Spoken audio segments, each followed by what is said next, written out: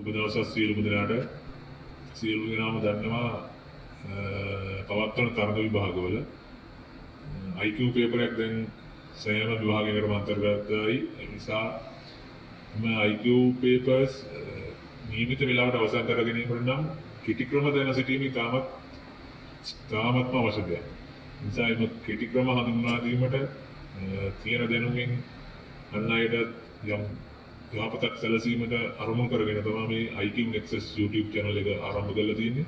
නිසා ඔබට මේ YouTube channel එක හරහා IQ වල කෙටි ක්‍රම මගින් ප්‍රශ්න විසඳන ආකාරය කුඩා වීඩියෝ වශයෙන් ඉදිරියේදී දැක ගන්න පුළුවන් වෙයි. ඒ නිසා YouTube channel එක subscribe කරලා තියාගන්න. පළවෙනි ගාන විදියට අපි අරන් ඇවිල්ලා තියෙනවා රටාව හඳුනා ගැනීමේ ගැටලුවක්. මේදී ඔබට බලා ගන්න පුළුවන් කොටු 9ක් තියෙනවා. කොටු 9 question mark එකක් තියෙන තැන එන අනාගය තමයි අහන්නේ. උත්තර පහ හතරක් දීලා තියෙනවා. අපි දැන් බලමු කොහොමද මේ වගේ ගැටලුවක් විසඳන්නේ කියලා.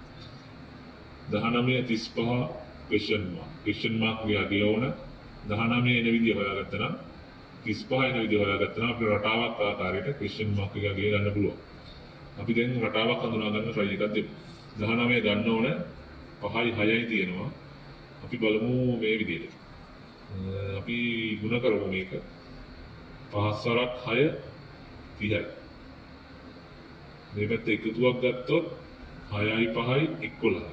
එහෙනම් 30න් 11ක් අඩු කරොත් 19යි. 19 හරි. ඒ ආකාරයට මේක ගමු 7 වරක් 7 ගුණ කරමු. 49යි 7යි 7යි එකතු කරාම 14යි. 49 14ක් ගියම 35යි. 35 හරි. එහෙනම් ඒ රටාවටම question mark එක නගිය තමයි ගන්න තියෙන්නේ. මේකද 8 වරක් 9 72යි. 9ට එකතුව ගත්තොත් කීයද? 8යි 9යි 17යි. 72කින් 17ක් ගියාම උත්තරේ 55යි. නම් question mark එකේ උත්තරේ 55යි. මේකේ රටාව හඳුනාගත්තොත් මේ වගේ ගැටලු ඉතාමත් පහසුයි. නිසා YouTube channel එක subscribe කරලා තියාගන්න. ඉදිරියේදී මේ වගේ ගැටලු ආවොත් ඔබට මේ YouTube channel එක මගින් පහසුවෙන් කෙටි ක්‍රම හඳුනා ගන්න පුළුවන්. සුබ දවසක් සියලුම දෙනාට.